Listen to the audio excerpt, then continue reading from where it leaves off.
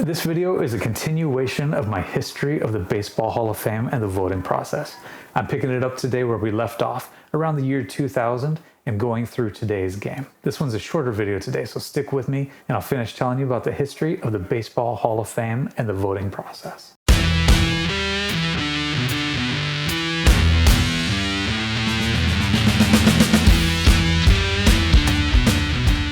Hey everybody, thanks for joining me on my channel, Brutus on Baseball.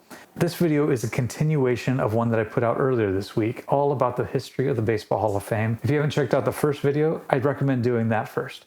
It starts from 1936 and walks through the history of Baseball Hall of Fame voting and how the Veterans Committee and the Writers Ballot actually played off of one another for a lot of years until they really reached a steady routine.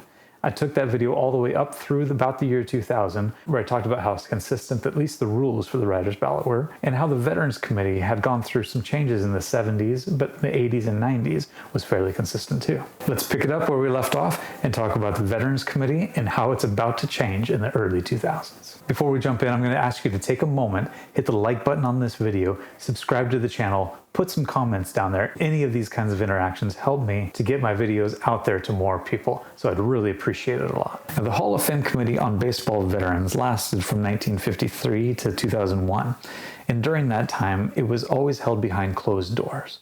A pretty secretive group. They wouldn't publicly release their discussions or their balloting to find out how many votes everybody got. A change happened in 2001 to expand the Veterans Committee to include all living members of the Hall of Fame, including players, managers, owners, as well as any broadcasters or writers who had been honored by the annual Hall of Fame awards. This meant the Veterans Committee suddenly expanded from about 10 to 15 to 80 to 90 every single year. This new version of the Veterans Committee would meet every other year, starting in 2003, but it didn't last very long.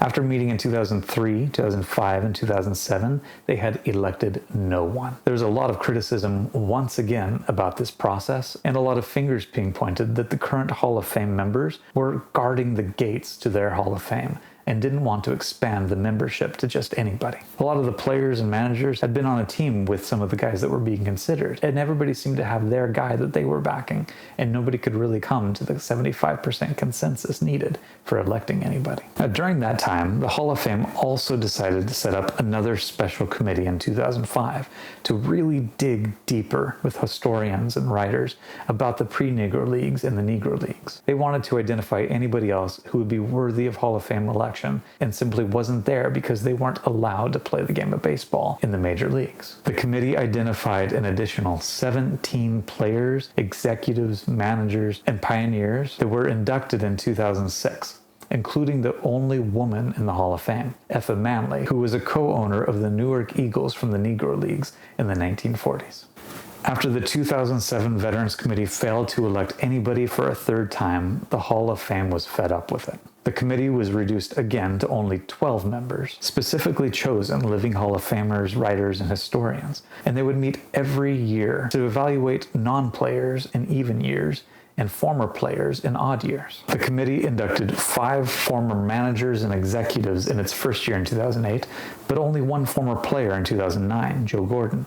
And again, it was criticized roundly by the press that they couldn't come to a consensus to put in more of the old-time players, despite an ever-expanding pool of candidates. Because of this, the Veterans Committee was again reconfigured in 2010 after only 2 years of the new process. The Hall of Fame decided to split the Veterans Committee into examining by era: the pre-integration era, which was pre-1947, the golden era from 1947 to 1972, and the expansion era, which was anything after 1973. For the first time in a long while, former players would be on the same ballot with former executives and managers based on the era they participated in. Each committee would be composed of 16 members, and they would meet on a rotating basis with each of those eras considered every 3 years.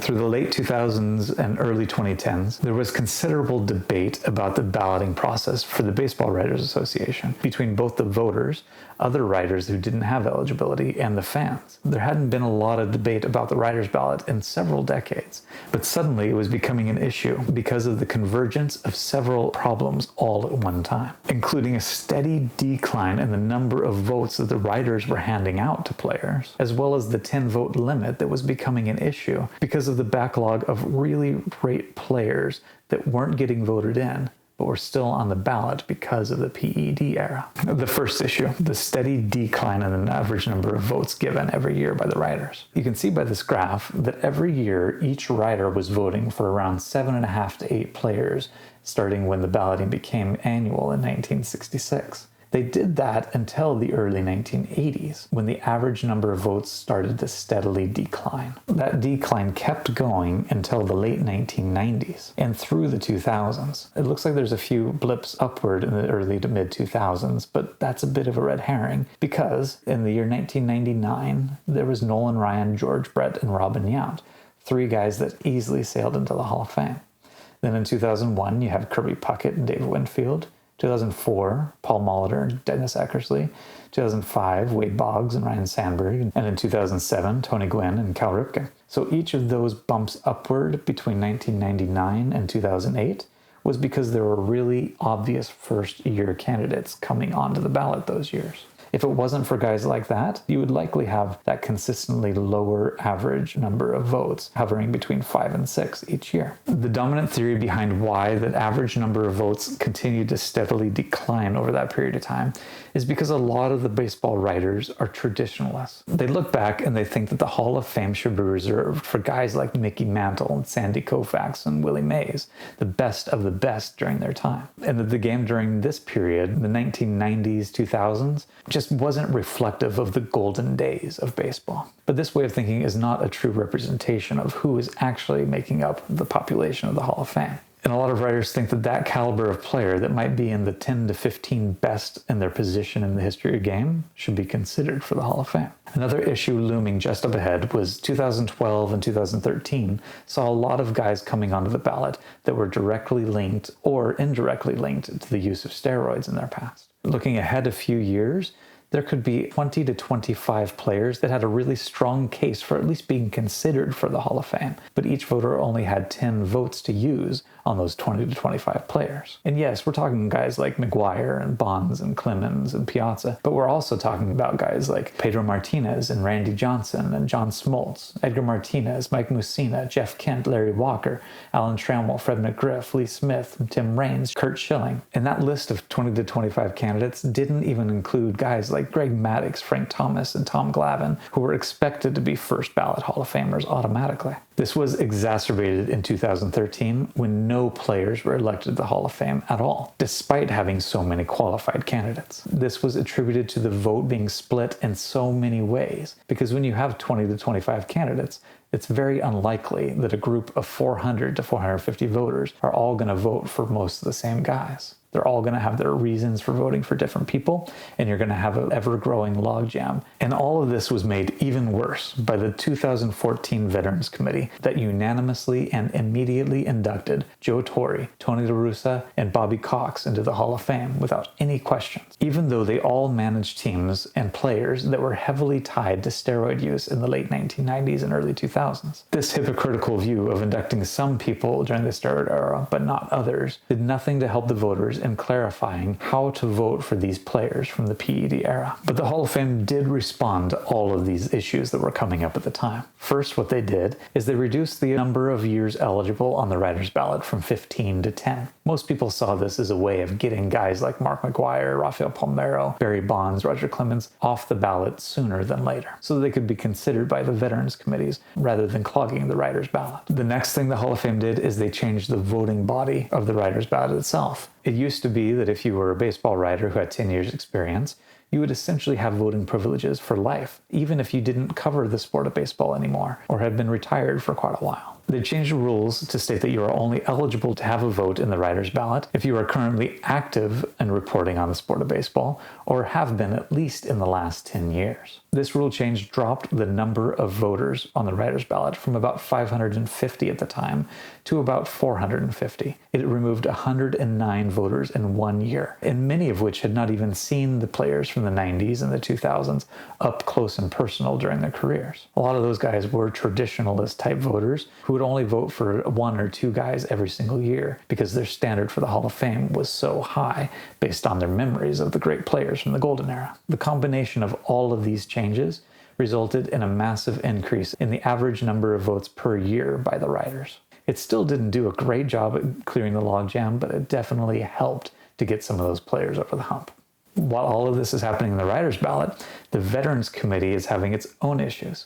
They didn't elect anybody in 2015 or 2016 and hadn't elected a player since Ron Santo in 2012. The Hall of Fame shook up the voting process again for the 2017 vote, splitting the committees into 4 different eras to create a smaller pool of players for each one, and putting the today's game up for the 2017 election. A lot of people saw this as a way to expedite the candidacy of Bud Selig, the commissioner of baseball who had just retired. And he got in on his first try, no questions asked, just like Torey La Russa and Cox, even though he had presided over Major League Baseball during the PED era, giving the Hall of Fame another steroid era executive while the players continued to languish in purgatory. And then after that, the Veterans Committee swung the other way and started electing guys that were definitely old school type players, guys that had been around for a long time.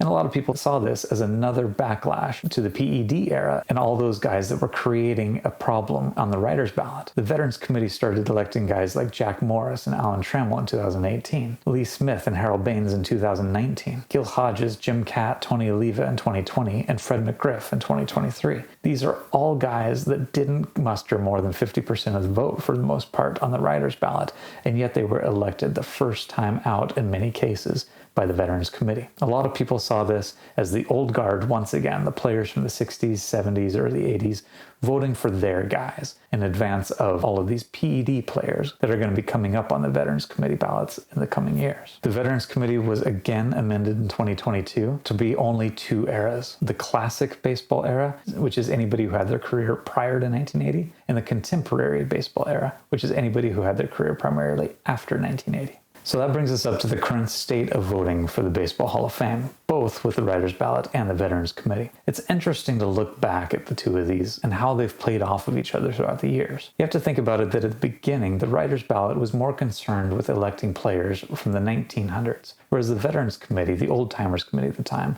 was looking back at the 1800s and the guys that should be voted in from that time. As time went by, the writers had trouble actually electing people, and the Veterans Committee, the old-timers committee, would step in and elect a ton of people all at once so that the writer's ballot could reduce the pool of players and have an easier time to elect people going forward. This helped in some cases, as did having the runoff ballots on some years so that at least 1 or 2 players would get elected. But after tinkering with it from the late 30s through the 40s and into the 50s, the Hall of Fame really saw after a while that the best way to go about this is to have both the Veterans Committee and the Writers' Ballot happening every single year, as well as restricting the Writers' Ballot to only those players that are active in the recent years, rather than looking way back in the history of the game. That way the Writers' Ballot could consider guys closer to the end of their playing career, and anybody who fell off the Writers' Ballot or who hadn't been inducted from previous eras of the game could be considered by the Veterans Committee. You can see from the graph that they worked fairly well together over time. The Writers' Ballot did a fairly good job of electing players fairly consistently over time, usually hovering somewhere between 1 to 3 players. The Veterans Committee, on the other hand, has a lot of different spikes to it. Sometimes they elected 7, 8 players, often in response to the Writers' Ballot not electing any, but sometimes again because these committees were small, and just a couple people on those committees could have a lot of sway with the other voters. Over time, though, I think we've hit a pretty good sweet spot of getting players in by the Writers' Ballot, and they've generally done a pretty good job.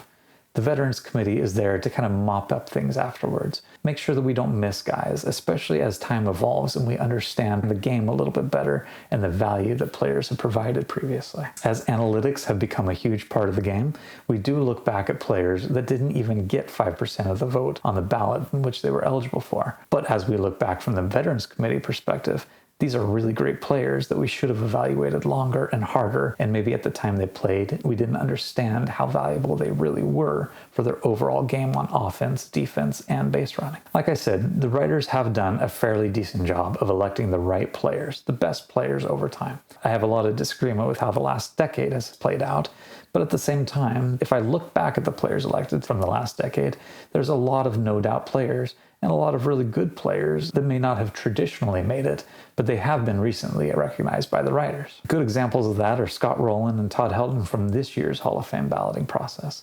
Those are two guys that may not have gotten a lot of support in the 80s and 90s, but because the understanding of the game has changed, the writers are really starting to respect and support these guys because they are some of the best players at the position, especially from their generation. Make sure to leave comments down below. Tell me what you think of this video. As always, hit the like button, subscribe to the channel if you haven't, share it with somebody else who's also excited about the Hall of Fame today, and we'll see you next time. Keep talking baseball. Take care.